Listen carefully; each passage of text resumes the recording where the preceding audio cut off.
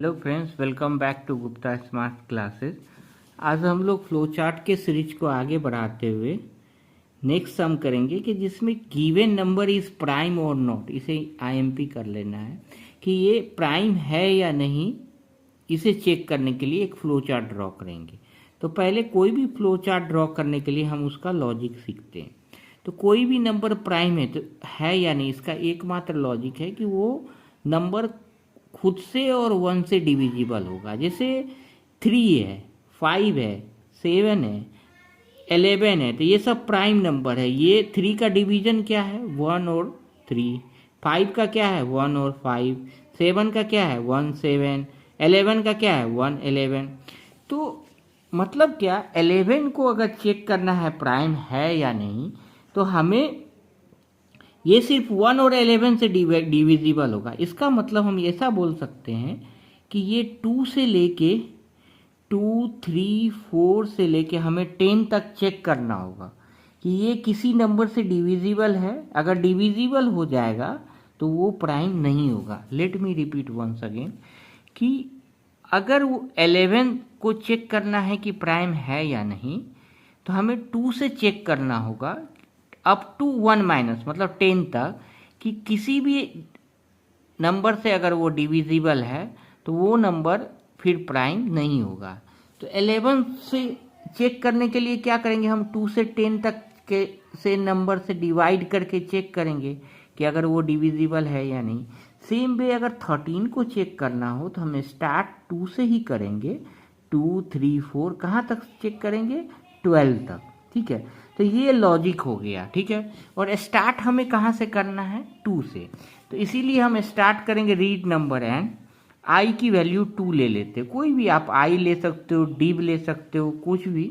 और if check करेंगे, if number percentage i equal to 0, अगर जो एंटर्ड नंबर है अगर 2 से डिविजिबल है तो वो प्रिंट कर देंगे कि नॉट प्राइम है। अगर नहीं है तो फिर हमको वो आई को बढ़ा के चेक करना होगा कि बाकी नंबर से वो डिविजिबल है या नहीं है। तो इसको हम बेस्ट एक एग्जांपल से समझते हैं। सपोज हम n इक्वल टू 5 लेते हैं, n इक्वल टू 5 लेते हैं। ठीक है, तो हम आएंगे यहाँ पे 5% 2 इक्वल टू 0। ये मॉड्यूलर ऑपरेटर है। अगर 5 को हम 2 से डिवाइड करेंगे तो वो डिविजिबल नहीं है, शेष क्या आता है? 1 आता है। तो मतलब हम नो सेक्शन में जाएंगे क्योंकि यह डिविजिबल नहीं है।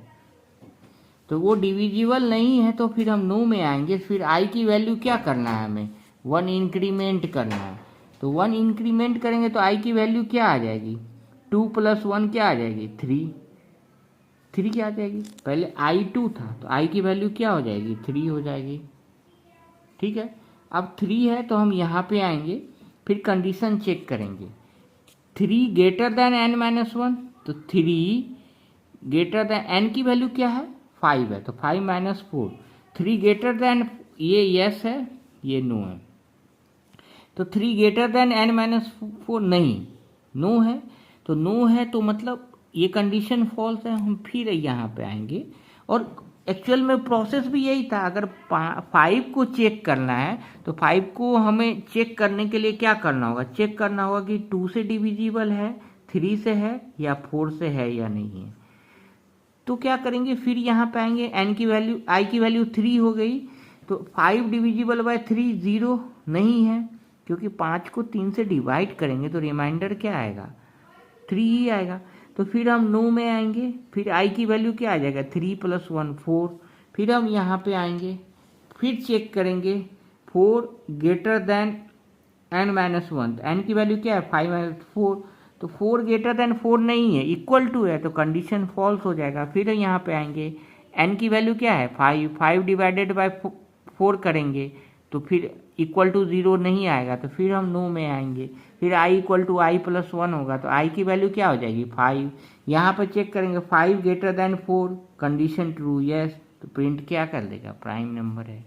तो इस तरह से हमें ये सोचना, आप कोई एक n की वैल्यू 7 लेके भी फिर से सोच सकते हो। ठीक है, ट्राई करना है कि 7 प्राइम है कि नहीं इस फ्लो चार्ट से। तो हम पहला क्या होगा आराम से देखते हैं, फिर समझ में आएगा। 7 डिवाइडेड बाय 2, तो 7 को हम 2 से डिवाइड करेंगे तो रिमाइंडर क्या आता है, 2 3 जा 6, तो 1 आता है, मतलब डिविजिबल नहीं है, शेष 0 नहीं आता है। तो हम यहाँ पे आएंगे, पहले देखिए लॉजिक सोचना है। 7 को डिविजिबिलिटी के लिए क्या होना चाहिए, 2 से लेके हमें 6 तक सारे नंबर से डिवाइड करके चेक करना होगा।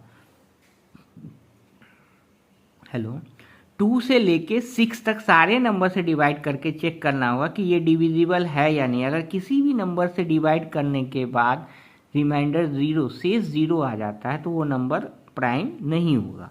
तो 7 में आया, ठीक है, हम i इक्वल टू 2 लिए तो i की वैल्यू यहाँ से 2 + 1 3 हो जाएगा। फिर यहाँ पे आएंगे n-1, इसीलिए क्योंकि 6 तक चेक करना है इसीलिए n-1 किए। तो यहाँ पर देखिए इस केस के लिए i की वैल्यू 3 ग्रेटर देन 6 नहीं है, कंडीशन फॉल्स हो जाएगा। तो फिर हम नो वाले में जाएंगे, यस वाला इधर आएगा, नो वाला इधर। तो यहाँ पे आएंगे, फिर n की वैल्यू तो 7 ही है, तो 7 डिवाइडेड बाय क्या करेंगे 3, क्योंकि i की वैल्यू 2 + 1 क्या हो गया 3। तो 7 से 3 डिविजिबल नहीं है, 0 नहीं आएगा शेष।